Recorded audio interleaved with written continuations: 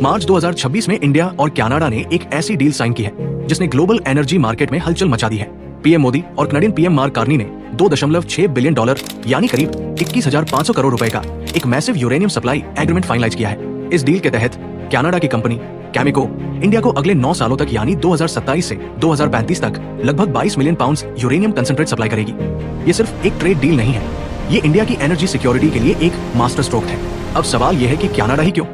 देखिए, इंडिया के पास अपना यूरेनियम है, लेकिन उसका ओवर ग्रेड काफी लो होता है। वहीं कनाडा के एथबेस्का बेसिन में मिलने वाला यूरेनियम दुनिया में सबसे बेस्ट क्वालिटी का माना जाता है। इस हाई ग्रेड यूरेनियम का फायदा यह है कि हमारे न्यूक्लियर रिएक्टर्स कम फ्यूल में ज्यादा और सस्ती इलेक्ट्रिसिटी जनरेट कर सकेंगे।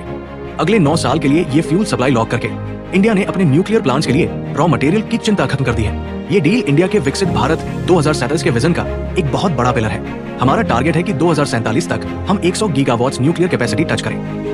फिलहाल हम 9 से 10 गीगावाट्स पर हैं, तो ये रास्ता बहुत लंबा है। इंडिया अब सिर्फ कजाकिस्तान या रशिया पर डिपेंड नहीं रहना चाहता। कनाडा के साथ ये पार्टनरशिप हमें सप्लाई चेन डाइवर्सिफिकेशन देती है। इसका मतलब है कि अगर एक जगह जियोपॉलिटिक्स बिगड़ती भी है, जैसे कि ईरान के केस में हुआ, तो इंडिया के एनर्जी सप्लाई पर कोई असर नहीं पड़ेगा।